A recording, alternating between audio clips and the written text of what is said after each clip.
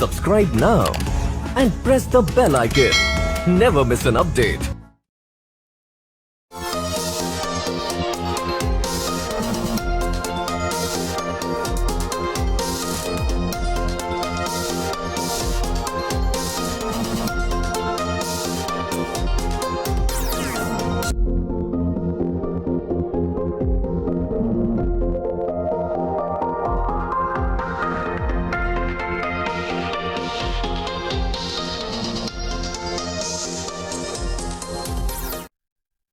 Hello everyone, जय हिंद दोस्तों। आपका स्वागत है महेंद्रास के ऑफिशियल यूट्यूब चैनल पर। बिल्कुल डियर, मॉर्निंग हो चुकी है, फटाफट से कनेक्ट हो जाएं। स्टेशन के लिंक को शेयर कर दें, अपने दोस्तों के साथ, फ्रेंड के साथ, ताकि वो भी स्टेशन के साथ कनेक्ट हो सकें। बिल्कुल डियर, आप सभी को very good morning, very good morning.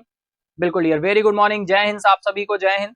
बिल्कुल आप सभी का स्वागत है डियर। बिल्कुल 14 सितंबर का करंट अफेयर लेकर मैं तैयार हूं। क्या आप भी तैयार हैं? तो चलिए शुरू करते हैं, बढ़ते हैं अपने इंस्पिरेशनल कोट की तरफ। देखते हैं आज का इंस्पिरेशनल कोट क्या कहने वाला है। तब तक फटाफट से आप लिंक को शेयर कर दीजिए, जिससे और भी पार्टिसिपेंट्स कनेक्ट हो सकें। बिल्कुल डियर, तो चलिए दैट इज बात करें डियर। तो आज का इंस्पिरेशनल कोट क्या कह रहा है? जिंदगी एक साइकिल की तरह है, अगर आपको बैलेंस बनाकर रखना है तो आपको पैडल मारते रहना होगा। बिल्कुल डियर, जिंदगी एक साइकिल की तरह है, अगर आपको बैलेंस बनाकर रखना है तो लाइफ में आगे बढ़ते रहना होगा, तो आपको पैडल मारते रहना होगा, यानी चलते रहना होगा। रुकना नहीं है, चलते रहना है, सीखते जाना है और आगे बढ़ते जाना है। यही लाइफ का रूल है। ठीक है डियर, तो बिल्कुल चलिए इसी पॉजिटिव वाइब के साथ हम आज के सेशन को शुरू करेंगे। फटाफट से आप लिंक शेयर कर देंगे अपने दोस्तों के साथ, अपने फ्रेंड के साथ, ताकि वो भी इस सेशन के साथ कनेक्ट हो सके और बहुत ही इंटरेस्टिंग तरीके से हम लोग सेशन को शुरू कर सकें। ठीक है डियर, तो चलिए दैट इज इस सेशन में आप सभी को पता है, आपकी जानकारी के लिए बता दूं, ये session PIB, all India radio, business standard, the Hindu and other sources से सिलेक्टेड न्यूज कलेक्ट करके कंपाइल की जाती है, जो आपके एग्जाम के लिए रिलेवेंट हो। बिल्कुल डियर, स्टार्टिंग से आप लास्ट तक कनेक्ट रहेंगे। आप देखेंगे पूरे सेशन में हम किस तरह से पहले न्यूज डिस्कस करते हैं, न्यूज के बाद में हमारा पार्ट होता है आपका स्टैटिक जीके का, या फिर compiled current affair fact, compiled fact current के डिस्कस करते हैं, है ना, या फिर हम स्टैटिक जीके डिस्कस करते हैं। फिर इसके बाद हम लोग एमसीक्यू देखते हैं, एमसीक्यू के बाद में क्विज विनर अनाउंस करते हैं, और क्विज विनर के अनाउंसमेंट के बाद हम चलते हैं टुडे क्विज क्वेश्चन की तरफ। तो अगर आप सेशन में पहली बार कनेक्ट हुए हैं तो बिल्कुल लास्ट तक कनेक्ट रहें और देखें इस सेशन में किस तरह से हम लोग चीजों को कनेक्ट करते हुए, करंट न्यूज को, पॉइंट्स को कैसे हम लोग कनेक्ट करते हुए चलते हैं और कैसे हम लोग रिकॉल करते हैं अपनी न्यूज को, है ना। तो बिल्कुल कंपाइल्ड सेशन है, पूरी तरीके से एक आपका कैप्सूल समझिए आप इसको करंट अफेयर का। अगर आप इस सेशन में कनेक्ट होते हैं तो फाइनली पूरा का पूरा ओवरऑल आपका करंट अफेयर कवर अप होता है। तो कॉपी पेन लेकर बैठ जाइए और हम शुरू करते हैं आज के सेशन को डियर। बिल्कुल आज आपको सभी को पता है 14 सितंबर है, तो आप सभी को बिल्कुल हिंदी दिवस की हार्दिक शुभकामनाएं। अगर हम बात करें 14 सितंबर की, तो बिल्कुल डियर 14 सितंबर को हम हिंदी दिवस मनाते हैं। ध्यान रखिएगा, ये राष्ट्रीय हिंदी दिवस की बात हो रही है। अगर हम बात करें विश्व हिंदी दिवस, तो वो 10 जनवरी को सेलिब्रेट किया जाता है। 10 जनवरी को विश्व हिंदी दिवस होता है, लेकिन हम 14 सितंबर को बात करें तो हम इसे हिंदी दिवस, राष्ट्रीय हिंदी दिवस के रूप में मनाते हैं, जो कि 14 सितंबर को होता है ना डियर। बिल्कुल, अगर हम बात करें, हिंदी भाषा नहीं भावों की अभिव्यक्ति है, यह मातृभूमि पर मर मिटने की भक्ति है। तो बिल्कुल हिंदी दिवस की आप सभी को हार्दिक शुभकामनाएं। और अगर डियर हम हिंदी दिवस की बात करें तो कुछ लाइनें याद आती हैं जो भारतेंदु हरीशचंद्र की हैं, कि निज भाषा उन्नति अहे, सब उन्नति को मूल, बिनु निज भाषा ज्ञान के मिटत न हिय को शूल। तो भारतेंदु हरीशचंद्र की इन्हीं लाइनों के साथ आप सभी को हिंदी दिवस की हार्दिक शुभकामनाएं। तो चलिए शुरू करते हैं। हिंदी भाषा को हम बोल देते हैं राष्ट्रभाषा, लेकिन हमारी राजभाषा का दर्जा इसे प्राप्त हुआ है। कैसे राजभाषा का दर्जा प्राप्त हुआ है, क्या पॉइंट और क्या फैक्ट्स हैं जो हमें याद रखने चाहिए। तो चलिए हम आ जाते हैं अपनी फर्स्ट स्लाइड पे। तो डियर बिल्कुल फर्स्ट न्यूज ही हमारी हिंदी दिवस से आ रही है। 14 सितंबर को हम हिंदी दिवस के रूप में मनाते हैं। और ये न्यूज डियर इंपॉर्टेंट डेज, देखिए आप देखते हैं जो भी न्यूज अब आती है आपको उसके ऊपर लिखा होता है, टैगिंग होती है कि ये न्यूज किस से रिलेटेड है। अपॉइंटमेंट है, एमओयू है, नेशनल न्यूज की कैटेगरी में जाएगी, इंटरनेशनल न्यूज की कैटेगरी में जाएगी, जीआई टैग से है ना, तो वो आपका पॉइंट दिया होता है। तो ये जो हमारी फर्स्ट न्यूज आ रही है ये इंपॉर्टेंट डेज की कैटेगरी में रहेगी। 14 सितंबर हिंदी दिवस मनाते हैं, बिल्कुल। विश्व हिंदी दिवस 10 जनवरी को मनाते हैं, बिल्कुल ध्यान रखिएगा, यहां पर कोई भी कंफ्यूजन नहीं होना चाहिए। चलिए, हिंदी दिवस भाई प्रत्येक वर्ष 14 सितंबर को मनाया जाता है। क्यों मनाया जाता है डियर? एक डेट इंपॉर्टेंट है, ध्यान रखिएगा। 14 सितंबर 1949 को, 14 सितंबर 1949 को डियर क्या हुआ था? 14 सितंबर 1949 को संविधान सभा ने एक निर्णय लिया था और हिंदी को केंद्र सरकार की आधिकारिक भाषा क्या कर दिया गया था? डिक्लेयर किया गया था, आधिकारिक भाषा का दर्जा प्राप्त दिया गया था। कब? 14 सितंबर 1949 को, 14 सितंबर 1949 को। ठीक है डियर, तो इसी वजह से हम 14 सितंबर को हिंदी दिवस के रूप में मनाते हैं। नेक्स्ट पॉइंट, भारतीय संविधान के भाग 17 के अध्याय के अनुच्छेद 3431 आर्टिकल 3431 में इस प्रकार वर्णित है, संघ की राजभाषा हिंदी और लिपि देवनागरी है। ये दोनों ही पॉइंट आपको ध्यान रखने हैं। लिपि कौन है? देवनागरी है। राजभाषा का दर्जा प्राप्त है हिंदी को। राष्ट्रभाषा बोलने के लिए आप बोल देते हो, लेकिन वो सही नहीं है, राजभाषा है। ठीक है, the official language of the union will be Hindi and the script will be Devanagari. ठीक है डियर, और आर्टिकल कौन सा है? 343 फर्स्ट, ये आपको पॉइंट ध्यान रखना है, आर्टिकल 3431। ठीक है, इट्स अ वेरी सिंपल, ये सारे पॉइंट आप नोट करते चलिएगा, जो भी पॉइंट्स आपको मिल रहे हैं अपनी कॉपी पे, डायरी पे पॉइंट्स नोट करते चलिए। ठीक है, चलिए नेक्स्ट इज डियर, बात करें स्वतंत्रता प्राप्ति के बाद हिंदी को आधिकारिक भाषा के रूप में स्थापित करवाने के लिए बहुत सारे लोगों का योगदान रहा है। अगर हम कुछ लोगों के नाम लें तो काका कालेलकर, हजारी प्रसाद द्विवेदी हैं, सेठ गोविंद दास हैं, आदि साहित्यकारों के साथ लेकर व्यवहार राजेंद्र सिंह ने अथक प्रयास किया। और 1953 में अगर डियर हम बात करें, ये जो डे मनाना हमने शुरू किया हिंदी दिवस, ये हम कब से मना रहे हैं? तो 1953 से पूरे भारत में 14 सितंबर को प्रतिवर्ष हिंदी दिवस के रूप में क्या किया गया? इसको मान्यता दी गई। इसको मान्यता कब दी गई? 1953 से। तो 1953 से हम हिंदी दिवस मनाते चले आ रहे हैं 14 सितंबर को। ठीक है, 14 सितंबर को, और इसे संविधान में दर्जा कब प्राप्त हुआ था? 14 सितंबर 1949 को, जैसा अभी हमने देखा है ना, 14 सितंबर 1949 को। तो ये आपको पॉइंट ध्यान रखने हैं। ठीक है, राजभाषा का दर्जा प्राप्त है और लिपि हमारी देवनागरी है। तो चलिए इसी के साथ हम चलते हैं नेक्स्ट न्यूज की तरफ। नेक्स्ट न्यूज डियर देखो किससे आ रही है भाई, ये एमओयू है। अब आप सभी में से बहुत सारे लोगों को एमओयू पता होगा, आई होप। अगर किसी को ना पता हो डियर, अगर ना पता हो तो एमओयू दैट इज क्या हो जाता है? Memorandum of understanding. ठीक है, समझौता ज्ञापन, हिंदी में क्या बोल देते हैं? समझौता ज्ञापन, मेमोरेंडम ऑफ अंडरस्टैंडिंग, समझौता ज्ञापन। ठीक है, तो एक समझौता ज्ञापन हुआ है, एमओयू साइन अप हुआ है। ये एमओयू किसके बीच साइन अप हुआ है? चलिए देखते हैं। नाबार्ड नॉन कॉमर्शियल बैंक है, आप सभी जानते हैं, डेवलपमेंट बैंक है ना। इंडिया में अगर हम बात करें एग्रीकल्चर के फील्ड का एपेक्स बैंक है नाबार्ड ने एक एमओयू साइन किया है यूएनडीपी के साथ। UNDP that is United Nation Development Programme. ठीक है, यूएनडीपी के साथ एक एमओयू साइन अप किया है। किसने किया है? नाबार्ड ने किया है। ये डियर किस वजह से किया गया है? एमओयू साइन किया गया है किस फील्ड में? क्या यहां पर किस वजह से किया गया है? To create data driven innovation. Dear data driven innovation के लिए जो को क्रिएट है, डेटा को संचालित करने के लिए है ना, इनोवेशन के लिए यहां पर ये किया गया है, जिससे एग्रीकल्चर को सपोर्ट किया जा सके, है ना, फार्मर्स को सपोर्ट किया जा सके, फार्मर्स क्लब्स जो होते हैं उनको सपोर्ट किया जा सके। किसके द्वारा? नाबार्ड के द्वारा। ये नाबार्ड की अगर हम बात करें, आप सभी जानते हैं national bank for agriculture and rural development. Establishment NABARD का हुआ था 12 जुलाई 1982 को। ठीक है, 12 जुलाई 1982 को किस कमेटी की रिकमेंडेशन पर? शिव रमन कमेटी की रिकमेंडेशन पर इसको एस्टेब्लिश किया गया था, शिव रमन कमेटी। नाबार्ड एक्ट कब आया था डियर? तो नाबार्ड एक्ट आपका आया था, नाबार्ड एक्ट आया था 1981 में, और एस्टेब्लिशमेंट कब हुआ? 12 जुलाई 1982 को। किस कमेटी की रिकमेंडेशन पर एस्टेब्लिश किया गया था? शिवरमन कमेटी की रिकमेंडेशन पर। डियर हेडक्वार्टर की बात करें नाबार्ड का कहां है? तो इसका हेडक्वार्टर कहां है? मुंबई में है। और डियर हम बात करें इनके प्रेजेंट टाइम के जो चेयरमैन है वो कौन है, श्री साजी केवी हैं, ठीक है, श्री साजी केवी हैं। इससे पहले गोविंद राजालू चिंतला थे, गोविंद राजालू चिंतला को रिप्लेस किया श्री साजी केवी, ठीक है। एमओयू से रिलेटेड न्यूज है, डायरेक्टली आपको ध्यान रखना है। एमओयू साइन अप हुआ है, नाबार्ड ने किसके साथ एमओयू साइन किया है, यूएनडीपी के साथ, United Nation Development Programme. Directly आपको इतना पॉइंट ध्यान रखना है। चलिए कुछ और पॉइंट्स देखते हैं कि और क्या पॉइंट्स यहां पर इंपॉर्टेंट होने वाले हैं, दैट इज, तो नेक्स्ट स्लाइड पे आगे यहां देखो बोल रहे हैं डियर, तो अब ये न्यूज है, आप कैसे इसे कनेक्ट करेंगे अपनी कॉपी पे या जहां पे भी आप नोट कर रहे हैं अपनी नोटबुक में, नाबार्ड, यूएनडीपी,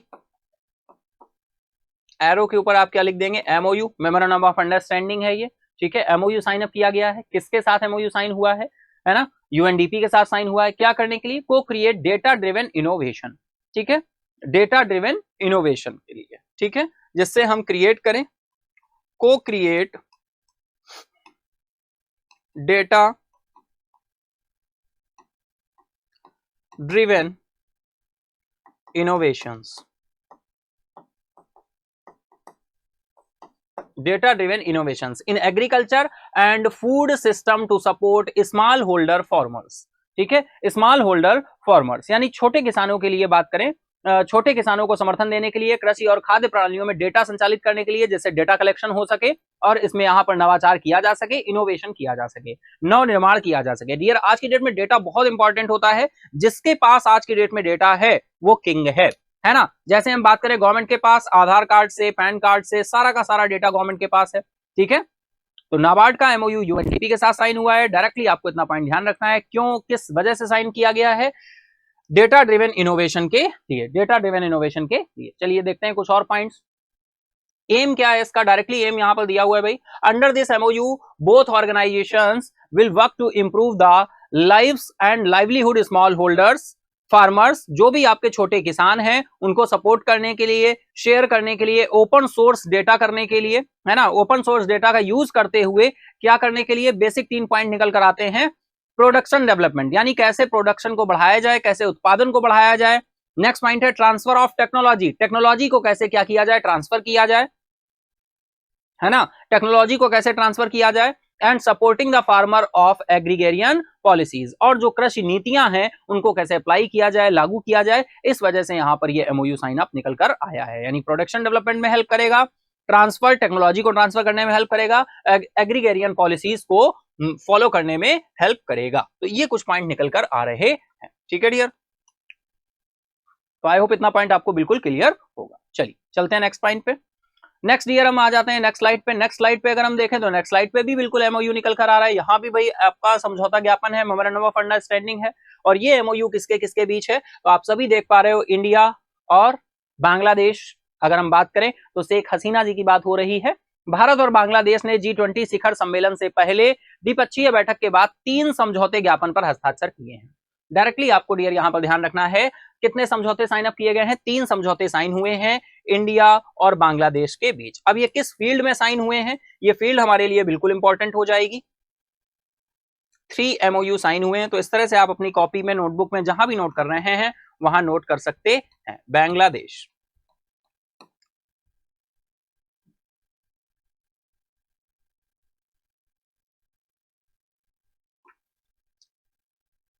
बांग्लादेश की अगर बात करें डियर, तो बांग्लादेश जो है हमारा पड़ोसी देश है, बिल्कुल हमारा पड़ोसी देश है। बांग्लादेश भारत के कितने स्टेट्स के साथ अपने बॉर्डर शेयर करता है, कितने स्टेट्स के साथ बॉर्डर शेयर करता है,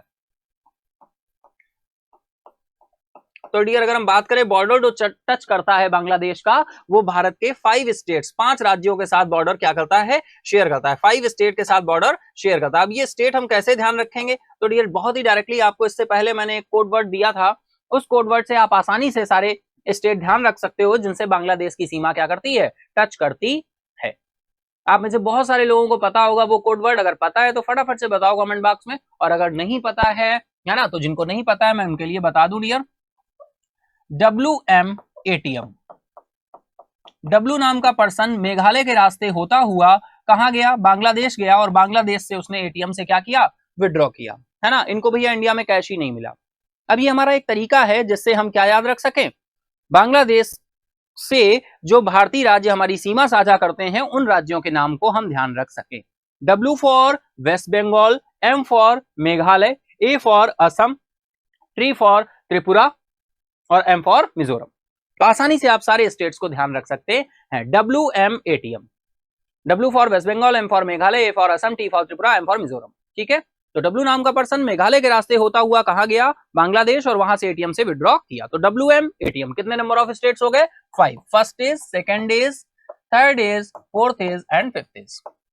तो ये एक एडिशनल पार्ट हो गया। बांग्लादेश की बात करें तो कैपिटल आप सभी जानते हो, ढाका है ना, टका करेंसी है।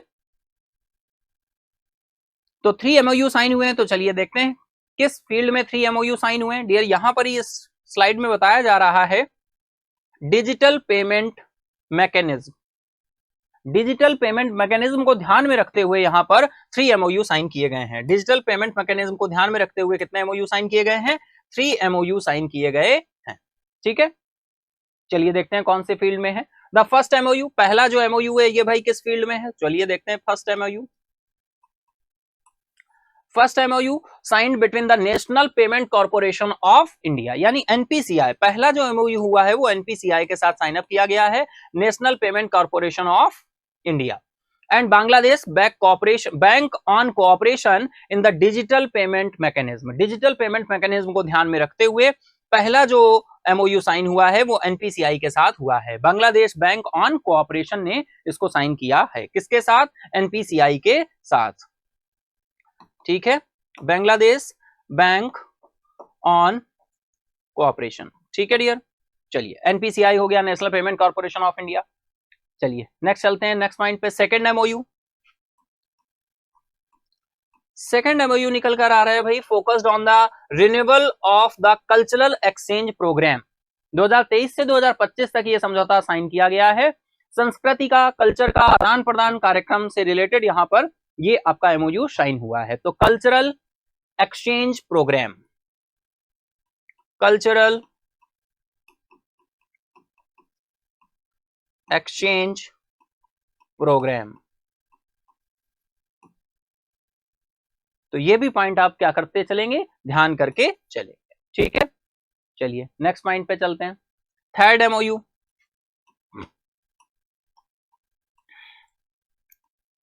थर्ड MOU जो आ रहा है भाई, तीसरा समझौता ज्ञापन पर भारतीय कृषि और अनुसंधान परिषद और बांग्लादेश कृषि अनुसंधान परिषद के बीच हस्ताक्षर किए गए हैं। यानी Indian council of agriculture research, Indian council of agriculture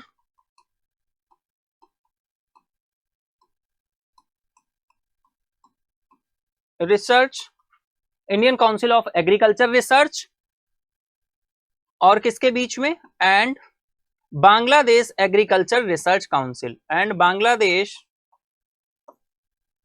agriculture research council.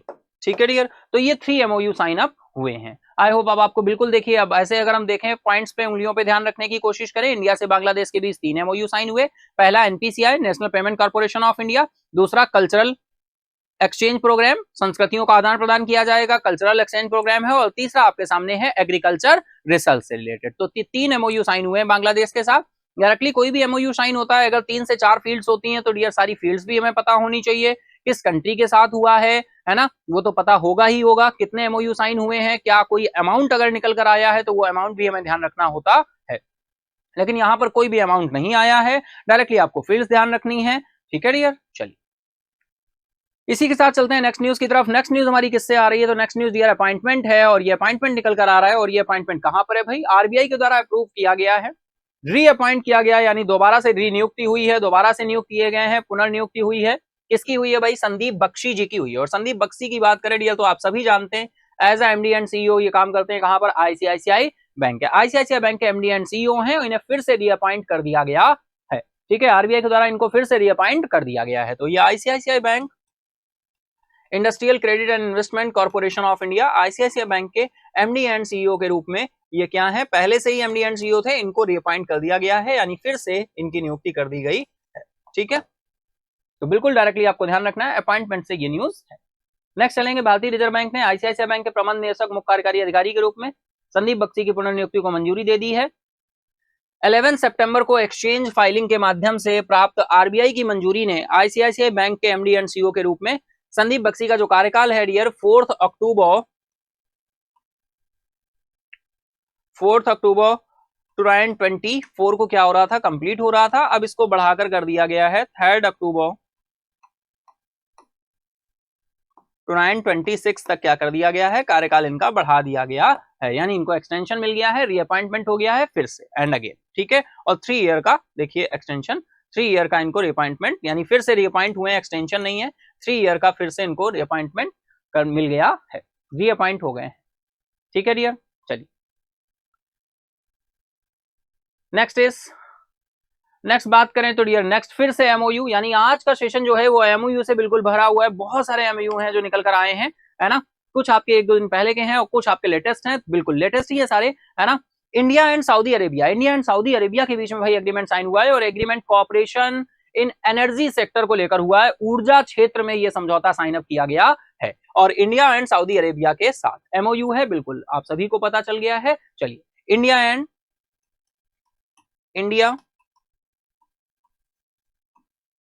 And UAE, United Arab emirates, इनके बीच में एमओयू साइन, सऊदी अरेबिया के बीच, बिल्कुल यार सऊदी अरेबिया के बीच हुआ है भाई, ध्यान रखिएगा, यूएई नहीं हुआ है ना।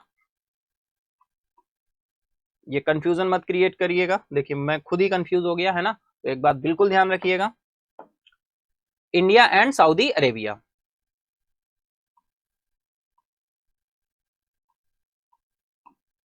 सऊदी अरेबिया, ठीक है। इंडिया एंड सऊदी अरेबिया के बीच एमओयू साइन हुआ है और ये जो एमओयू साइन हुआ है ये किस फील्ड में हुआ है, एनर्जी के क्षेत्र में हुआ है। किस फील्ड में हुआ है, एनर्जी के क्षेत्र में हुआ है, एनर्जी सेक्टर।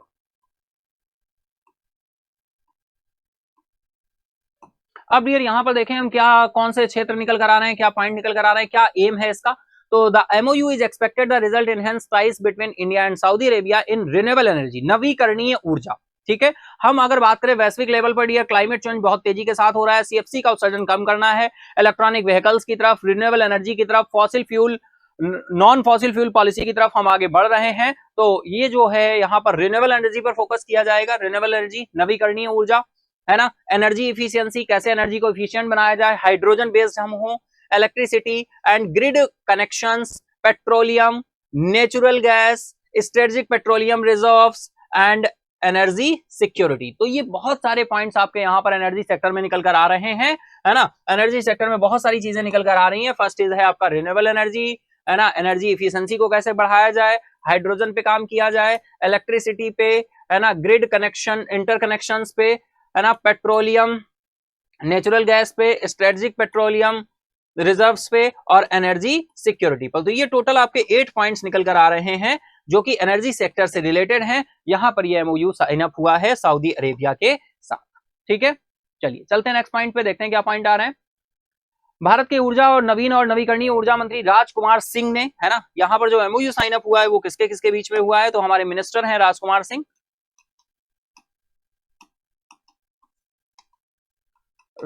सिंह, इंडिया की तरफ से हैं। और इसके बाद में हम बात करें सऊदी अरब के ऊर्जा मंत्री हैं अब्दुल अजीज बिन सलमान, ठीक है, अब्दुल अजीज बिन सलमान। इनके द्वारा जो है समझौते ज्ञापन पर क्या किए गए हैं, हस्ताक्षर किए गए हैं। रणनीतिक साझेदारी परिषद की पहली बैठक में समझौते पर क्या किए गए हैं, हस्ताक्षर किए गए हैं, साइन किए गए हैं राजकुमार सिंह जी के द्वारा और अब्दुल अजीज बिन सलमान के द्वारा। ये एज अ एडिशनल पॉइंट आपको ध्यान रखना होगा। नेक्स्ट इज चैलेंज ईयर, यह समझौता प्रधानमंत्री नरेंद्र मोदी द्वारा सप्ताहांत में आयोजित 18वें G20 शिखर सम्मेलन की जो मेन मीटिंग थी, मेन समिट थी, उसके बाद भारत मध्य पूर्व यूरोप आर्थिक गलियारा यानी IMEC, इसके डिक्लेरेशन के बाद यहां पर निकल कर आया at the 80th G20 summit held over the weekend. IMEC भैया ध्यान रखना, ये आपको ध्यान रखना है, IMEC का फुल फॉर्म आपको ध्यान रखना है, India middle east Europe economic corridor, ठीक है, India middle east Europe economic corridor. Saudi Arabia is one of the founding partner countries of IMEC। Saudi Arab IMEC के संस्थापक भागीदारों में से क्या रहेगा, एक रहेगा, India middle east Europe economic corridor. ये डियर एक कॉरिडोर निकल कर आया है। ये कॉरिडोर अगर हम बात करें चाइना के against one road one belt project के अगेंस्ट है, India middle east Europe economic corridor. इससे इंडिया पूरी तरीके से मिडिल ईस्ट से यूरोप से क्या होगा, कनेक्ट होगा इस इकोनॉमिक कॉरिडोर के थ्रू, ठीक है, जिससे हमारे ट्रेड में और बहुत सारी चीजों में हमें क्या देखने को मिलेगा, वृद्धि देखने को मिलेगी, ठीक है।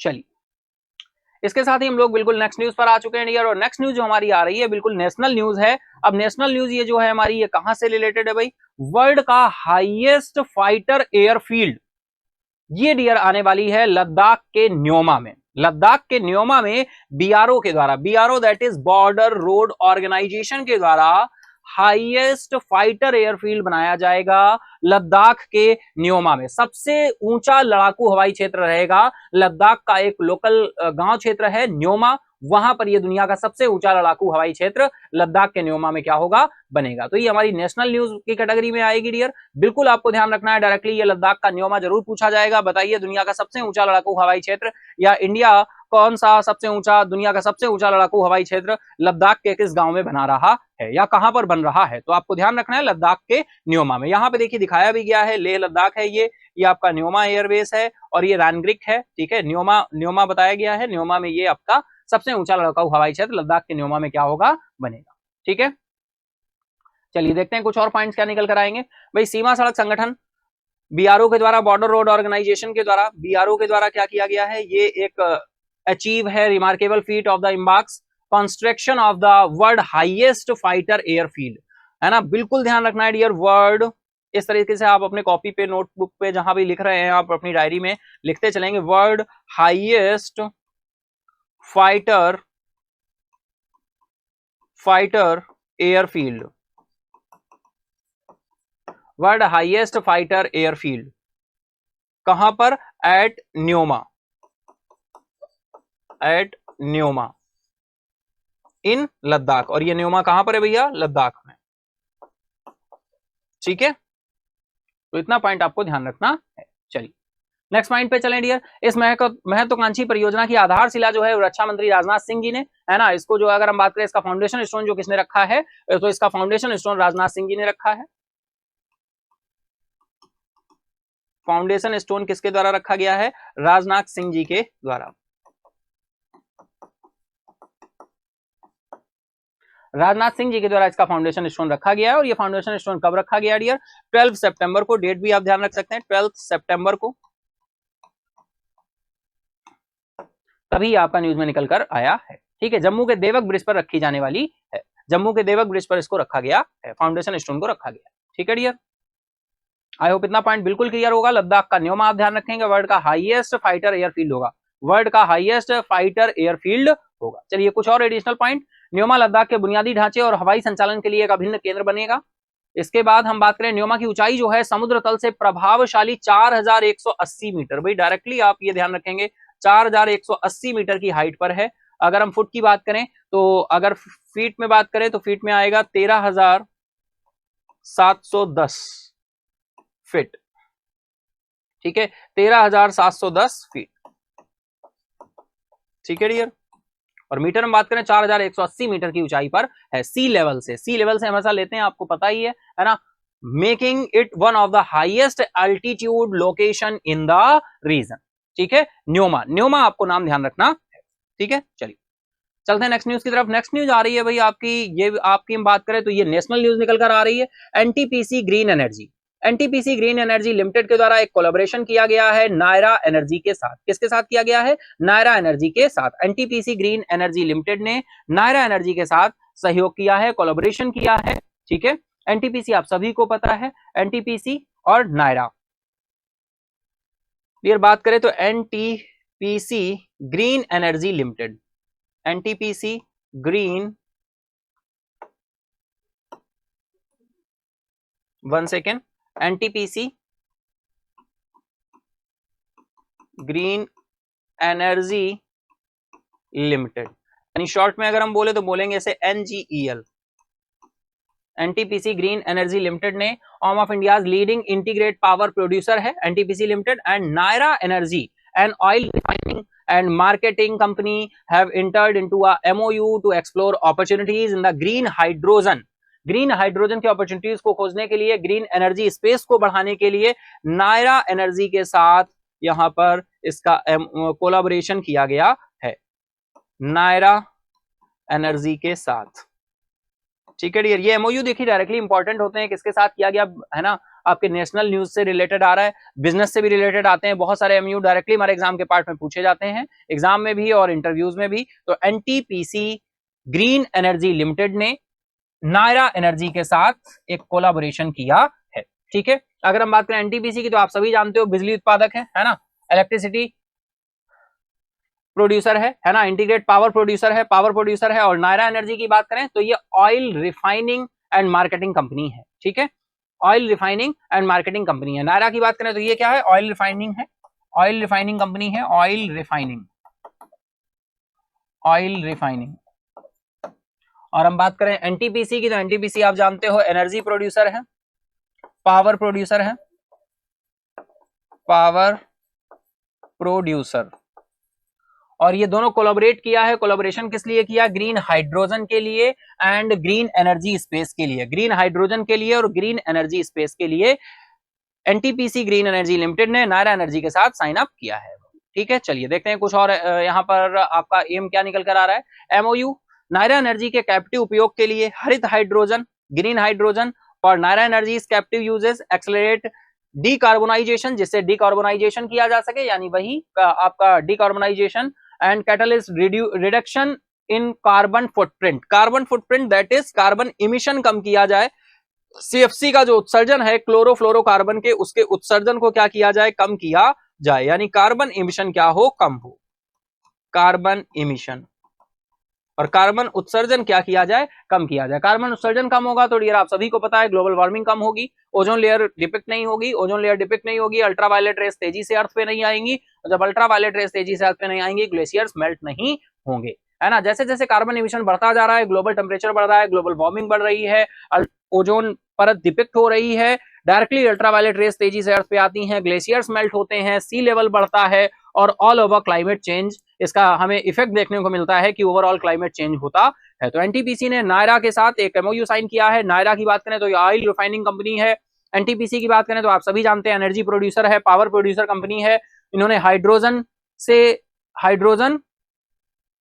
एनर्जी के लिए, है ना, ग्रीन हाइड्रोजन के लिए और ग्रीन एनर्जी स्पेस बनाने के लिए यहाँ पर ये MOU साइन अप किया है, कोलैबोरेशन साइन अप किया है, जिससे हम CFC के उत्सर्जन को कम कर सकें, कार्बन इमिशन को कम कर सकें। आई होप इतना पॉइंट बिल्कुल आपको क्लियर हो रहा होगा। डायरेक्टली आपको नाम ध्यान रखना है ना, जिसका कोलैबोरेशन हुआ है वो नाम आपको ध्यान रखना है। चलिए चलते हैं नेक्स्ट इज NTPC ग्रुप की बात करें तो इनका टारगेट है डियर 60 गीगावाट कब तक प्रोड्यूस कर ले, 2032 तक। ठीक है, रिन्यूएबल एनर्जी 60 गीगावाट ये प्रोड्यूस करें। RE जो यहां पर लिखा है इसका मतलब है क्या, रिन्यूएबल एनर्जी, नवीकरणीय ऊर्जा। ठीक है, नवीकरणीय ऊर्जा आप सभी जानते हैं, सोलर एनर्जी, विंड एनर्जी, ऐसी एनर्जी जिससे कोई भी इन्वायरमेंट को नुकसान ना हो। तो 60 गीगावाट का टारगेट रखा गया है 2032 तक, 2032 तक, and is currently working a pipeline 20 plus gigawatt, present time 20 plus gigawatt pipeline पर काम कर रहा है, 20 प्लस गीगावाट पाइपलाइन पे काम कर रहा है, विच ओवर 3 गीगावाट इन ऑपरेशनल कैपेसिटी, और ऑपरेशनल कैपेसिटी में कितना यूज हो रहा है, 3 गीगावाट यूज हो रहा है। ठीक है डियर, तो ये भी एडिशनल पॉइंट है, फैक्ट है, आप ध्यान रखें। चलिए नेक्स्ट चलते हैं। नेक्स्ट न्यूज आ रही है डियर, ये नेक्स्ट न्यूज भी हमारी नेशनल न्यूज है। नेशनल न्यूज डियर ये अपनी तरह का सबसे पहला निकल कर आ रहा है। भारत ने पहले मानव युक्त मिशन समुद्रयान मिशन मत्स्य 6000 की घोषणा की है। किरण रिजिजू के द्वारा अनाउंस किया गया है समुद्रयान मिशन मत्स्य 6000, समुद्रयान मिशन मत्स्य 6000, इसको क्या किया गया है, अनाउंस किया गया है, किसके द्वारा, किरण रिजिजू के द्वारा। ये डियर पहला मैन्ड मिशन होगा, पहला ये मानव युक्त मिशन होगा जिससे एक्सप्लोर किया जाएगा किसको, डीप ओशियन को, गहरे समुद्र में जाएंगे। 3 लोगों को यहां पर भेजा जाएगा गहरे समुद्र में, और वहां पर जाकर बहुत सारी चीजों को लेकर वो क्या करेंगे, रिसर्च करेंगे, है ना, अनुसंधान रिसर्च करेंगे। मत्स्य 6000 का नाम इसको दिया गया है। तो चलिए देखते हैं क्या पॉइंट आगे निकलते हैं। पृथ्वी विज्ञान मंत्री किरण रिजिजू ने गहरे समुद्र का पता लगाने के लिए भारत के पहले मानव मिशन समुद्रयान मिशन मत्स्य 6000 की घोषणा की है, जहां 3 लोगों को एक पनडुब्बी में 6000 मीटर की गहराई में भेजा जाएगा। इसी वजह से इसका नाम रखा गया है क्या, मत्स्य 6000। ठीक है डियर, इसी वजह से इसका नाम रखा गया है क्या, मत्स्य 6000 समुद्रयान मिशन। ठीक है, समुद्रयान मिशन, तो ये पॉइंट आप ध्यान रखिएगा। ठीक है डियर, चलिए चलते हैं नेक्स्ट पॉइंट की तरफ। भाई एम क्या है इसका, एम है इसका to sustainably use marine resources को क्या किया जा सके, खोजा जा सके, for the country's economic growth, country में इकोनॉमिक ग्रोथ आएगी, livelihood along with the creating job create होंगी, and maintaining the health of the marine ecosystem, और मैरीन इकोसिस्टम को हम सही करने में, नियंत्रित करने में, बैलेंस करने में क्या होंगे, सफल होंगे। रोजगार सृजन, समुद्री पारिस्थितिक तंत्र के स्वास्थ्य को बनाए रखने के साथ साथ देश की आर्थिक वृद्धि और आजीविका के लिए भी समुद्री संसाधनों का निरंतर उपयोग बढ़ जाएगा। तो ये अपने आप में एक बहुत बड़ा मिशन है, समुद्रयान मिशन, है ना। मत्स्य 6000 नाम दिया गया है क्योंकि 3 लोगों को भेजा जाएगा जो कि 6000 मीटर की गहराई तक जाएंगे और वहां पर रिसर्च करेंगे, अनुसंधान करेंगे, है ना। चलिए नेक्स्ट पॉइंट डियर, अगर हम बात करें, the project will be a part of the larger deep ocean diversity exploration and research based mission है। ये रिसर्च बेस्ड मिशन है विच support the centres blue economy policy. Blue economy policy को इससे क्या मिलेगा, आपकी समर्थन मिलेगा, बल मिलेगा, और वो आगे बढ़ेंगे हम किसकी तरफ, रिसर्च की तरफ एंड इनोवेशन की तरफ। ठीक है, चलिए नेक्स्ट चलते हैं डियर। नेक्स्ट हम बात करें मिशन के लिए सबमर्सिबल को राष्ट्रीय महासागर प्रौद्योगिकी संस्थान, यानी आपको ध्यान रखना है डियर, NIOT ये फुल फॉर्म आया है, इसका ध्यान रखना है, National Institute of Ocean technology, national Institute of Ocean technology. Mission के लिए सबमर्सिबल को राष्ट्रीय महासागर प्रौद्योगिकी संस्थान चेन्नई द्वारा डिजाइन किया गया है। ठीक है, the submersible mission has been designed and manufactured by the National Institute of Ocean Technology. Chennai के द्वारा इसको क्या किया गया है, मैन्युफैक्चर किया गया है, जो अभी जस्ट हमने यहां पर देखा था एक पिक्चर में। ये आपने देखा मत्स्य 6000, NIOT के द्वारा इसको क्या किया है, प्रिपेयर किया गया है ना, ह्यूमन एक्सेलरेशन चैम्बर। ठीक है, ये आपका चैम्बर होगा और इसको किसके द्वारा तैयार किया गया है, National Institute of Ocean Technology के द्वारा तैयार किया गया है। ठीक है dear, next point, last point, इस मिशन के 2026 तक लागू होने की उम्मीद है, 2026 तक लागू होने की उम्मीद है। गहरे सागर मिशन की लागत जो है, इसमें समुद्रयान परियोजना भी शामिल है। 5 साल की अवधि के लिए कितना अमाउंट डियर रखा गया है, यहाँ पे बोला गया है एस्टिमेटेड कॉस्ट कितनी है, 4077 करोड़। ठीक है, एस्टिमेटेड कॉस्ट जो है, एस्टिमेट की गई है, estimated cost estimated at 407 crore, 4077 crore, 4077 crore का अनुमान लगाया गया है, और इसे कई चरणों में क्या किया जाएगा, शुरू किया जाएगा। ठीक है, 2026 तक इसके पूरे होने की उम्मीद है, इंप्लीमेंट होने की उम्मीद है। ठीक है डियर, तो ये सारे पॉइंट जितने भी निकल कर आए हैं आप इनको कलेक्ट करके चलेंगे, यहीं से डायरेक्टली आपके एग्जाम के पार्ट पे क्वेश्चन बनेंगे। आई होप इतना पॉइंट बिल्कुल आपको क्लियर होगा। ठीक है, समुद्रयान मिशन मत्स्य 6000 इसलिए रखा गया है क्योंकि 6000 मीटर की गहराई तक जाएंगे, है ना। 3 लोगों को भेजा जाएगा, 3 पर्सन्स को भेजा जाएगा यहाँ पर, 2026 तक इसके पूरा होने की उम्मीद है। एस्टिमेटेड कॉस्ट 4077 करोड़ है। चलिए नेक्स्ट चलते हैं। नेक्स्ट अगर हम बात करें डियर, तो ये आपकी बिजनेस से रिलेटेड न्यूज आ रही है, लेकिन यहाँ पर भी पार्टनरशिप ही है, और ये पार्टनरशिप है यूएस चिप कंपनी निवेडिया की। ये पार्टनरशिप है, यूएस चिप कंपनी है निवेडिया ने रिलायंस इंडस्ट्रीज के साथ एआई साझेदारी की घोषणा की है। एआई दैट इज आप सभी जानते हैं, आर्टिफिशियल इंटेलिजेंस। रिलायंस इंडस्ट्रीज के साथ निवेडिया ने क्या किया है, एक कोलैबोरेशन किया है, एक पार्टनरशिप की है। अमेरिकी चिप कंपनी है निवेडिया ने क्लाउड इंफ्रास्ट्रक्चर और भाषा मॉडल और जनरेटर एप्लीकेशन बनाने के लिए रिलायंस इंडस्ट्री और टाटा समूह जैसे भारतीय समूहों के साथ एआई की साझेदारी की घोषणा की है। ठीक है, तो किस तरह से आप कनेक्ट करेंगे, एआई साझेदारी की घोषणा की है।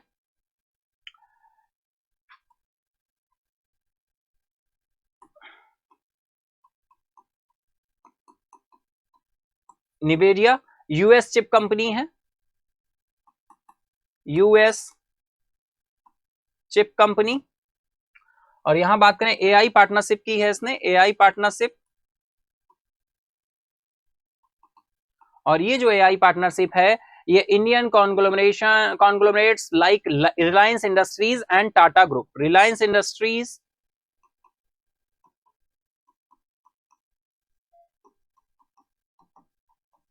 And Tata group, Reliance industries and Tata group के साथ ये कोलैबोरेशन निकल कर आया है, पार्टनरशिप निकल कर आई है। ठीक है, चलिए नेक्स्ट पॉइंट पे चले। रिसेंटली नेविडिया के सीईओ जेनसेन हुआंग ने प्रधानमंत्री नरेंद्र मोदी से भी मुलाकात की थी और एआई क्षेत्र में भारत की क्षमता और संभावनाओं पर क्या की थी, चर्चा की थी। तो नेविडिया के जो आपके सीईओ हैं इनका नाम आप ध्यान रखिएगा,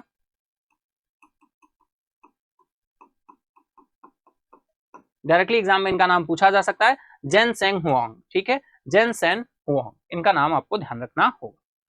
नेक्स्ट इज रिलायंस का मानना है कि नया एआई बुनियादी ढांचा भारत की महत्वपूर्ण एआई परियोजनाओं जैसे आपका अगर हम बात करें डियर लाइक ड्रग डिस्कवरी हो गया, चैटबॉट हो गया, क्लाइमेट रिसर्च हो गया, इस पे सब पे ये काम करेगा, चैटबॉट पे, क्लाइमेट रिसर्च पे, ड्रग डिस्कवरी पे। ठीक है डियर, तो ये था डियर आज का हमारा न्यूज का सिलसिला। आई होप आपने आज की न्यूज को क्या किया होगा, बहुत अच्छे तरह से एंजॉय किया होगा। अब हम चलते हैं फटाफट से स्टैटिक जीके की तरफ। स्टैटिक जीके में जैसा आपको पता है हम इंपॉर्टेंट डेज लेकर चल रहे थे और जुलाई मंथ के डेज को हमने कंप्लीट कर लिया था। अब हम आपके अगस्त मंथ को आज से शुरू करने वाले हैं। ठीक है डियर, तो ये था हमारा आज का न्यूज का सिलसिला। अगर आपने आज फटाफट से न्यूज को क्या किया है, एंजॉय किया है बहुत अच्छे तरह से, तो फटाफट से न्यूज को क्या कर दो, फटाफट से सेशन को क्या कर दो, लाइक कर दो, है ना। फटाफट से सेशन को जाके लाइक करो, जिन्होंने अभी तक लाइक नहीं किया है फटाफट से लाइक करो, अपने दोस्तों के साथ, फ्रेंड के साथ भी शेयर कर दो, जिससे वो भी इस सेशन का लाभ उठा सकें और फाइनली कनेक्ट हो सके, है ना डियर। बिल्कुल, अगर आप अब शेयर कर चुके हैं तो बहुत अच्छी बात, अगर अभी तक नहीं किया है तो फटाफट से कर दो। और हम लोग शुरू करते हैं अब स्टैटिक जीके की तरफ। और बहुत सारे एमओयू, बहुत सारे कोलैबोरेशन और पार्टनरशिप थी। किसकी पार्टनरशिप, किसका एमओयू किसके साथ साइन हुआ है, अगर किसी कंट्री के बीच है तो कितने एमओयू साइन हुए हैं, किस फील्ड में साइन हुआ है, ये सारे पॉइंट आपको ध्यान रखने हैं। अगर कोई अमाउंट निकल कर आया है तो अमाउंट भी आपको ध्यान रखना है। ठीक है डियर, और बिजनेस से रिलेटेड जो भी एमओयूज हैं आपको सारे के सारे ध्यान रखने होंगे। ठीक है, चलिए हम चलते हैं स्टैटिक जीके की तरफ। तो स्टैटिक जीके में हम लोग इंपॉर्टेंट डेज देख रहे हैं, तो इंपॉर्टेंट डेज की तरफ चलेंगे। इंपॉर्टेंट डेज में अगस्त मंथ शुरू हो रहा है भाई। अगस्त मंथ की बात करें, 1 अगस्त को national mountain climbing day, national mountain climbing day, और 1 अगस्त को ही वर्ल्ड वाइड वेब डे हम मनाते हैं, वर्ल्ड वाइड वेब डे। ठीक है, वर्ल्ड वाइड वेब डे। ठीक है, चलिए नेक्स्ट पॉइंट पे चलेंगे। 1 से 7 अगस्त तक dear world breast feeding week मनाया गया है, विश्व स्तनपान सप्ताह मनाया गया है 1 से 7 अगस्त तक, बिल्कुल ध्यान रखना है आपको। 6 अगस्त को हिरोशिमा डे, आप सभी को पता है हिरोशिमा नागासाकी दिवस मनाए जाते हैं। हिरोशिमा 6 अगस्त को होता है और नागासाकी दिवस आपका 9 अगस्त को होता है। ठीक है, हिरोशिमा डे हो गया 7 अगस्त, 6 अगस्त। 7 अगस्त को आए डियर तो नेशनल हैंडलूम डे, राष्ट्रीय हथकरघा दिवस, जो मैं डिटेल में कई बार अभी बात हुई हैंडलूम की, हाथ से सिलाई कढ़ाई बुनाई जैसे प्रोडक्ट्स की, तो बिल्कुल बात होती है। तो मैं आप सभी को बताता हूं कि राष्ट्रीय हथकरघा दिवस हम 7 अगस्त को मनाते हैं, नेशनल हैंडलूम डे। फिर एक और डे है आपका नेशनल फ्रेंडशिप डे, बिल्कुल क्लियर, ये आपका 1 से 7 अगस्त बिल्कुल हो गया, ये सारे पॉइंट आपके हो गए। Next is 8 August quit India movement day, बिल्कुल क्लियर। हम बात करें 8 अगस्त 1942 की, तो दिस ईयर इंडिया सेलिब्रेट कर रहा है 79th एनिवर्सरी सेलिब्रेट कर रहा है भारत छोड़ो आंदोलन की, and the quit India movement की हम कौन सी 79th एनिवर्सरी क्या कर रहे हैं, मना रहे हैं। भारत छोड़ो आंदोलन 8 अगस्त 1942 को क्या किया गया था, इसको शुरू किया गया। 8 अगस्त को क्रांति दिवस के रूप में भी जानते हैं डियर, क्रांति दिवस के रूप में। चलिए नेक्स्ट इज 9 अगस्त को नागासाकी डे, जैसा अभी हमने आपको बताया Hiroshima day, Nagasaki day, Hiroshima 6 अगस्त को, और 9 अगस्त को नागासाकी डे, आप सभी को पता है जापान पे परमाणु अटैक हुआ था, यूएस ने किया था। एंड फिर 9 अगस्त international day of world indigenous people, विश्व के स्वदेशी लोगों का अंतरराष्ट्रीय दिवस, विश्व के स्वदेशी लोगों का अंतरराष्ट्रीय दिवस, international day of the world indigenous peoples. 10 अगस्त को वर्ल्ड बायोफ्यूल डे, बहुत इंपॉर्टेंट है डियर, पूछा जा सकता है ना। और 10 अगस्त को ही है world lion day, world lion day. ठीक है, तो ये आपके 1 अगस्त से लेकर 10 अगस्त तक के जितने भी डेज थे वो सारे के सारे हमने एक साथ आपके डिस्कस कर दिए हैं। अब नेक्स्ट क्लास में हम 11 अगस्त से 20 अगस्त तक करेंगे, देन इसके बाद हम 21 अगस्त से 31 अगस्त तक के कंप्लीट करेंगे। ठीक है, तो ये था हमारा स्टैटिक का पार्ट। आई होप आपने स्टैटिक के पार्ट को बहुत अच्छी तरह से क्या किया होगा, एंजॉय किया होगा, है ना। अब इसी के साथ हम लोग चलेंगे फटाफट से किसकी तरफ, अपने क्वेश्चन आंसर्स की तरफ। तो देखते हैं हमारे क्वेश्चन आंसर्स हमसे क्या कहने वाले हैं। तो चलते हैं फर्स्ट क्वेश्चन की तरफ। तो डियर ये रहा आपका फर्स्ट क्वेश्चन, आप आंसर करते चलेंगे आप सभी। पहला क्वेश्चन आ रहा है, what is the height of the Nataraja statue installed at the G20 summit venue in Delhi. Delhi में G20 शिखर सम्मेलन स्थल पर स्थापित नटराज की प्रतिमा की ऊंचाई कितनी है? 18 फीट, 27 फीट, 34 फीट या फिर 50 फीट? फटाफट आंसर करेंगे आप सभी, टाइम स्टार्ट हो चुका है डियर। चलते हैं आंसर की तरफ, देखते हैं राइट आंसर क्या हो रहा है डियर। तो राइट आंसर निकल कर आएगा आपका 27 फीट। Option B is the right now. Next question is, what is the main aim of the Malaviya mission teachers training programme? भारतीय मालवीय मिशन शिक्षक प्रशिक्षण कार्यक्रम का मुख्य उद्देश्य क्या है? To provide scholarship to students, to promote research in higher education institution, या फिर to offer tailored training program for teachers and enhance the capacity of facility members in higher educational institutions, या फिर to improve school infrastructure?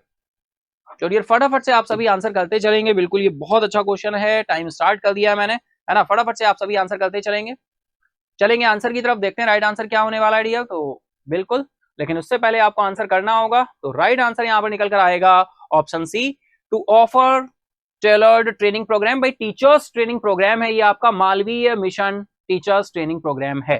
ठीक है, तो option C आपका यहां पर राइट हो जाएगा। चलिए next question is, what metal alloy was used to craft the Nataraja statue? Nataraja की मूर्ति को तैयार करने के लिए किस धातु, मिश्र धातु का उपयोग किया गया था? गोल्ड, ब्रॉन्ज, अष्ट धातु या फिर सिल्वर? तो डियर फटाफट से आंसर करेंगे आप सभी, टाइम स्टार्ट हो चुका है। अगर हम चलेंगे आंसर की तरफ, देखते हैं राइट आंसर क्या होने वाला है। तो डियर यहां पर राइट आंसर आपका निकल कर आ रहा है अष्ट धातु। Option C is the right now. Option C is the right now. चलिए next is, what national initiatives do the MOU between BEL and IAI align with? भाई BEL और IAI के बीच समझौते ज्ञापन पर किन राष्ट्रीय पहलों से मेल खाता है? BEL भारत इलेक्ट्रॉनिक्स लिमिटेड, और हम बात कर रहे हैं IAI इजराइल एरोस्पेस, है ना। तो digital India and green energy revolution, स्वच्छ भारत अभियान एंड रूरल डेवलपमेंट स्कीम, या फिर Atmanirbhar Bharat and make in India, या national health mission and clean Ganga project? तो यहाँ पर भारत इलेक्ट्रॉनिक्स लिमिटेड के द्वारा इजराइल के साथ, इजराइल एयर डिफेंस के साथ जो यहाँ पर साइन अप हुआ है, ये किस समझौते ज्ञापन पर जो हुआ है, कौन सी राष्ट्रीय पहल है जिसको ध्यान रखते हुए किया गया है? तो फटाफट से आप सभी आंसर करेंगे, टाइम स्टार्ट हो चुका है डियर। फटाफट से आंसर करते चलेंगे, चले आंसर की तरफ डियर, देखते हैं राइट आंसर क्या होने वाला है। लेकिन उससे पहले फटाफट से आप सभी आंसर कर दीजिए, फटाफट से आंसर कर दीजिए। चलते हैं डियर आंसर की तरफ, देखते हैं राइट आंसर क्या होने वाला है। तो राइट आंसर यहां पर निकल कर आ रहा है आपका option C, Atmanirbhar Bharat and make in India. Option C is right now. Next question is, who has been appointed as the brand ambassador for the women's fashion brand W? महिलाओं के फैशन ब्रांड डब्लू का brand ambassador किसे नियुक्त किया गया है? दीपिका पादुकोण, प्रियंका चोपड़ा, अनुष्का शर्मा या फिर करीना कपूर? बहुत अच्छा क्वेश्चन है डियर, जरूर आपको देखने को मिलेगा। ब्रांड एम्बेसडर की बात हो रही है और बिल्कुल डिटेल में न्यूज हमने डिस्कस की थी, है ना। टाइम स्टार्ट नाउ, फटाफट से टाइम स्टार्ट हो गया है, फटाफट से आप आंसर करते चलेंगे। महिलाओं के फैशन ब्रांड डब्लू का ब्रांड एम्बेसडर किसे नियुक्त किया गया है? चलेंगे आंसर की तरफ, देखते हैं राइट आंसर क्या होने वाला है डियर। तो राइट आंसर आपका निकल कर आ रहा है Anushka Sharma. Option C is the right now. ठीक है, option C is right now. Next question is, on which date is world physiotherapy day celebrated each year? विश्व फिजियोथेरेपी दिवस प्रत्येक वर्ष किस तारीख को मनाया जाता है? 1 सितंबर, 8 सितंबर, 15 सितंबर या फिर 13 सितंबर? फटाफट से आंसर करेंगे, टाइम स्टार्ट हो गया डियर। और देखिए जो भी न्यूज हम लोग डिस्कस करते हैं डियर, जैसे ये सारे क्वेश्चंस हम लोग डिस्कस कर रहे हैं, तो ये पहले कहीं ना कहीं हमने न्यूज के पार्ट में अपना देखा होगा, परसों देखा होगा, नहीं तो इससे पहले देखा होगा। यानी हमने जो डेली न्यूज डिस्कस करते हैं उसी पर बेस्ड हम एमसीक्यू आपके सेशन में लेकर आते हैं, लेकिन सेम डे नहीं लेकर आते, है ना। 2 दिन 3 दिन पुराना जो न्यूज रहती है उसी पर एमसीक्यू बेस्ड आपको क्वेश्चंस मिल जाते हैं। ठीक है, तो इससे आप अपनी पुरानी न्यूज को क्या कर पाते हैं, रिकॉल कर पाते हैं। तो बताइए विश्व फिजियोथेरेपी दिवस प्रत्येक वर्ष किस तारीख को मनाया जाता है? ऑप्शंस आपके सामने दिए हुए हैं, 1 सितंबर है, 8 सितंबर, 15 या फिर 30 सितंबर। फटाफट आंसर करते चलेंगे आप सभी, है ना। देखते हैं ये राइट आंसर क्या है। चलिए चलते हैं आंसर की तरफ। राइट आंसर यहां पर निकल कर आ रहा है 8 ऑफ सितंबर। ऑप्शन बी आपका राइट हो जाएगा। Option B is the right now. ठीक है, चलिए next question is which district in Tamil Nadu has recently been granted a GI geographical indicator for tag GI tag for its sago production locally known as Javvarisi. भाई तमिलनाडु के किस जिले को हाल ही में साबूदाना उत्पादन के लिए जीआई टैग दिया गया है जिसे स्थानीय रूप से जवारिसी के नाम से जाना जाता है। ऑप्शन है आपके चेन्नई, सलेम, कोयम्बटूर या फिर मदुरई। बहुत अच्छा क्वेश्चन है, टाइम स्टार्ट है, फटाफट से आंसर करते चलेंगे भैया, फटाफट से आंसर करेंगे आप सभी।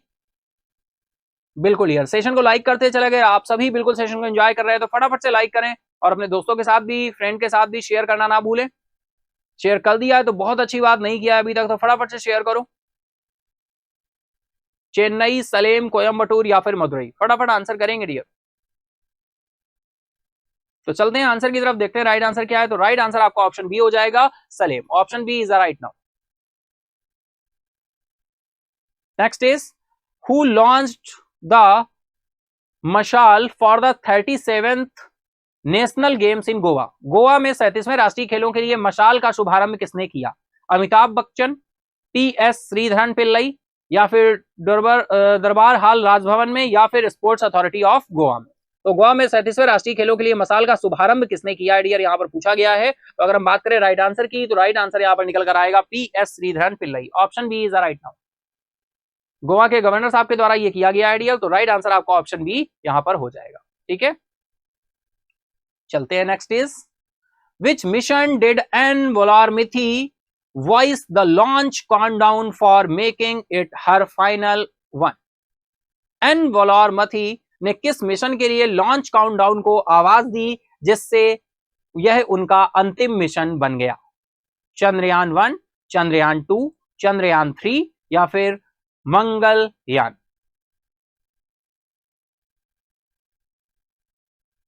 तो ये बिल्कुल बात करेंगे आंसर की, चलते हैं राइट आंसर की तरफ। आप सभी आंसर करेंगे फटाफट से। तो यहां पर ये राइट आंसर आपका निकल कर आ रहा है चंद्रयान 3। बिल्कुल चंद्रयान 3 इनका अंतिम मिशन बन गया क्योंकि एन वोलारमिथी का अभी हाल ही में क्या हो गया है, निधन हो गया है ना। और मिशन के बैक एंड से जो वॉइस देती थी, काउंटडाउन जो होता था 3, 2, 1 लॉन्च, है ना, वो इन्हीं की आवाज होती थी। तो बिल्कुल इंपॉर्टेंट रहेगी ये ऑब्वियसली आपके लिए। चलते हैं नेक्स्ट इज नेक्स्ट क्वेश्चन आ रहा है dear which stadium hosted the Durand cup 2023 final match where Mohun Bagan beat east Bengal. Mohan बागान विन किया है ईस्ट बंगाल को हराकर। किस स्टेडियम में डूरंट कप 2023 के फाइनल मैच की मेजबानी की जहां मोहन बागान ने ईस्ट बंगाल को 1-0 से हराया? तो भाई कौन सा स्टेडियम है? स्टेडियम का नाम पूछा गया है साल्ट लेक स्टेडियम, ईडन गार्डन, विवेकानंद युवा भारती किरगंगन या फिर जवाहरलाल नेहरू स्टेडियम। तो फटाफट आंसर करेंगे आप सभी, टाइम स्टार्ट नाउ। बिल्कुल क्लियर कौन सा स्टेडियम होगा आप सभी आंसर करेंगे, फिर हम चलेंगे राइट आंसर की तरफ। तो यहां पर राइट आंसर आपका निकल कर आ रहा है Salt Lake stadium, salt Lake stadium. Option A is the right now. Mohan बागान ने डूरंट कप 2023 विन कर लिया है ईस्ट बंगाल को हराकर। चलते हैं नेक्स्ट ईयर बिल्कुल क्विज क्वेश्चंस आते हैं, क्विज क्वेश्चन के आंसर की तरफ चलते हैं। तो कल की जो क्विज थी, क्विज क्वेश्चन था, उसका राइट आंसर है आपका option C, Jupiter 3। Option C right हो जाएगा, जुपिटर 3। एक्सप्लेनेशन यहीं पर दिया हुआ है, फाइनली आप देख सकते हैं डियर। स्पेस एक्स के द्वारा लॉन्च किया गया वर्ल्ड का लार्जेस्ट कॉमर्शियल कम्युनिकेशन सैटेलाइट जिसका नाम है Jupiter 3 from Kennedy space centre से लॉन्च किया गया फ्लोरिडा से, यूएसए के द्वारा, developed by Maxar technologies. Jupiter 3 satellite is designed to provide enhanced connectivity and innovation technology and capabilities। ठीक है डियर, तो ये वर्ल्ड का लार्जेस्ट कॉमर्शियल कम्युनिकेशन सैटेलाइट है जिसको जुपिटर 3 को क्या किया गया है, स्पेसएक्स के द्वारा लॉन्च किया गया। ठीक है डियर, तो बिल्कुल राइट आंसर आपका ऑप्शन सी, जुपिटर 3 होगा। तो बिल्कुल ये था हमारा कल का क्विज का क्वेश्चन, राइट आंसर यहाँ पर ऑप्शन सी हो जाएगा। चलते हैं अपने विनर की तरफ डियर। विनर तो आप सभी हैं, लेकिन आज का रिकॉग्निशन किसे मिल रहा है? तो चलिए फटाफट से देखते हैं आज का रिकॉग्निशन किसे मिल रहा है, यानी आज हमारे रिकॉग्निशन किसे मिला है। तो चलते हैं फर्स्ट विनर की तरफ। तो आज के हमारे फर्स्ट विनर है सरिता मौर्य और आर्यन राज। कॉन्ग्रेट्स, बहुत अच्छे, इन्होंने बिल्कुल सबसे पहले राइट आंसर किया है डियर, कमेंट बॉक्स में रिसीव हुआ। इसके बाद में हम सेकंड विनर की तरफ चलेंगे। सेकंड विनर में श्यामोलिमा फूकन, राहुल कुमार का नाम आ रहा है। कॉन्ग्रेट्स, बहुत अच्छे डियर, बहुत अच्छे, वेल डन, आप सभी क्लैप करते चलेंगे।